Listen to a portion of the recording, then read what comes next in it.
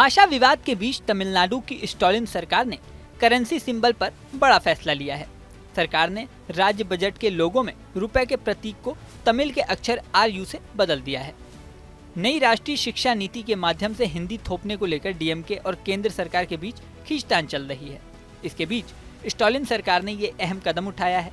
ये पहली बार है जब किसी राज्य ने नेशनल करेंसी सिंबल को अस्वीकार कर दिया है। रुपए के चिन्ह को आधिकारिक तौर पर 15 जुलाई 2010 को अपनाया गया था। दरअसल 5 मार्च 2009 को सरकार के द्वारा घोषित किया गया कि रुपए के लिए एक डिजाइन प्रतियोगिता होगी। जिसका डिजाइन बेस्ट होगा उसे रुपए के नेशनल सिंबल के तौर पर अपनाया जाएगा। 2010 के बजट में तत्कालीन वित्त मंत्री प्रणब मुखर्जी ने एक ऐसा प्रतीक पेश करने की घोषणा की जो भारतीय लोकाचार और संस्कृति को प्रतिबिंबित करते हुए समाहित करेगा। इस घोषणा के बाद ये सार्वजनिक प्रतियोगिता शुरू हुई, जिसके बाद आज एक रुपए का सिंबल चयन किया गया। अब तमिलनाडु के राज्य के बजट में रुपए के चिन्ह को हटाने का निर्णय लिया गया है। ये निर्णय केंद्र और तमिलनाडु सरकार के बीच हिंदी थोपे जाने के विवाद के बीच लिया गया है। तमिलनाडु की ओर से NEP 2020 के पहलुओं को विशेष रूप से त्रिभाषा फॉर्मूले को लागू करने से इनकार कर दिया गया था। राज्य में DMK के नेतृत्व वाली सरकार का तर्क है कि NEP के माध्यम से केंद्र सरकार तमिल भाषी आबादी को जबरदस्ती हिंदी सीखने के लिए मजबूर करना चाहती है। यहाँ आपको बता दें कि हिंदी को लेकर तमिलनाडु में विवाद काफी पुराना है। हाल ही में कुछ दिन पहले नई शिक्षा नीति के विरोध में भी प्रदर्शन शुरू हो गया था। नई शिक्षा नीति के तहत 3 भाषा की फॉर्मूले को इम्पोज किया गया था। तमिलनाडु सरकार ने केंद्र सरकार और BJP पर हिंदी थोपने का आरोप लगाया। तमिलनाडु को केंद्र सरकार से सर्व शिक्षा अभियान के तहत फंड भी नहीं मिला।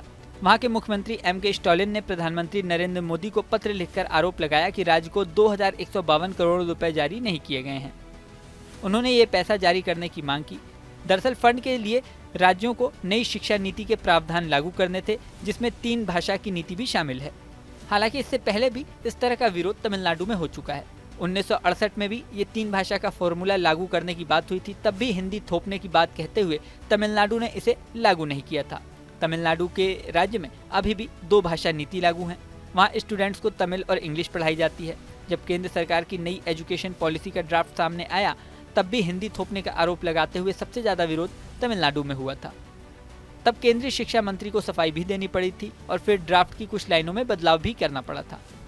नई शिक्षा नीति में कहा गया है कि मातृभाषा या क्षेत्रीय भाषा, दूसरी कोई अन्य भारतीय भाषा और तीसरी अंग्रेजी या कोई विदेशी भाषा होनी चाहिए। तमिलनाडु में हिंदी विरोध वैसे भी वहां की राजनीति में काफी अहम रहा है। 1960 के दशक में हुए आंदोलन के पीछे भी यही राजनीतिक वजह थी। अब आम बजट में रुपए का सिंबल बदलने से ये विवाद और ज्यादा गर्मा गया है। इस वीडियो में फिलहाल इतना ही। बने रहें न्यूज नेशन के डिजिटल प्लेटफॉर्म पर।